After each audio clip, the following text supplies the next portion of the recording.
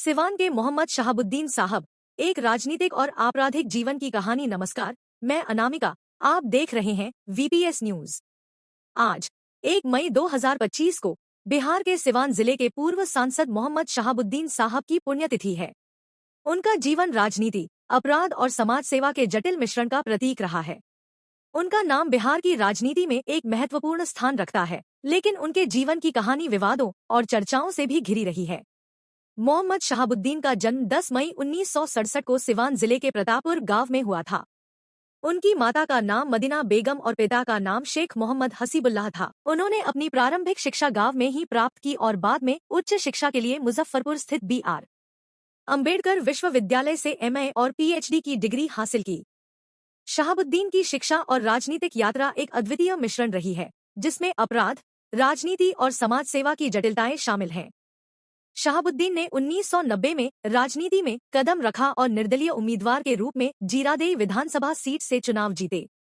इसके बाद उन्होंने राष्ट्रीय जनता दल राजद से जुड़कर 1996 में सिवान लोकसभा सीट से सांसद का चुनाव जीता। वह 4 बार सांसद और 2 बार विधायक रहे। उनकी छवि रॉबिनहुड जैसी थी, जो गरीबों के लिए आवाज उठाने के रूप में जानी जाती थी। उनकी लोकप्रियता का एक कारण यह भी था कि उन्होंने अपने क्षेत्र में शिक्षा, स्वास्थ्य और बुनियादी ढांचे के विकास के लिए कई योजनाएं लागू की। उनके समर्थक उन्हें सिवान का सुल्तान और वीर डॉक्टर मोहम्मद शहाबुद्दीन के नाम से पुकारते थे। शहाबुद्दीन पर कई गंभीर आपराधिक मामले दर्ज थे। 2004 में सिवान के गौशाला रोड से 3 भाइयों का अपहरण किया गया, जिसमें से 2 की तेजाब से हत्या कर दी गई।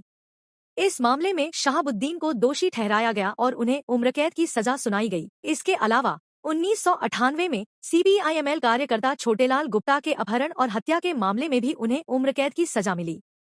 इन मामलों के कारण उनकी राजनीतिक छवि पर नकारात्मक प्रभाव पड़ा, लेकिन फिर भी उनके समर्थकों की संख्या में कमी नहीं आई। 2016 में शहाबुद्दीन को जमानत मिली और वह जेल से बाहर आए। उनकी रिहाई के बाद सिवान में उनका स्वागत एक विशाल काफिले के रूप में हुआ, जिसमें हजारों गाड़ियां शामिल थी। हालांकि 2017 में सुप्रीम कोर्ट ने उनकी जमानत रद्द कर दी और उन्हें तिहाड़ जेल भेज दिया। इससे यह स्पष्ट हो गया कि कानून के हाथ अंततः शहाबुद्दीन तक पहुंचने में सफल रहे। शहाबुद्दीन ने शिक्षा के क्षेत्र में भी महत्वपूर्ण योगदान दिया। उनके प्रयासों से सिवान जिले में कई स्कूल और कॉलेज स्थापित हुए। उनका मानना था कि शिक्षा ही समाज में बदलाव ला सकती है और उन्होंने अपने संसाधनों का उपयोग इस दिशा में किया। उनकी शिक्षा के प्रति प्रतिबद्धता ने उन्हें एक अलग पहचान दिलाई। मोहम्मद शहाबुद्दीन साहब का जीवन एक जटिल और विवादास्पद यात्रा रही है।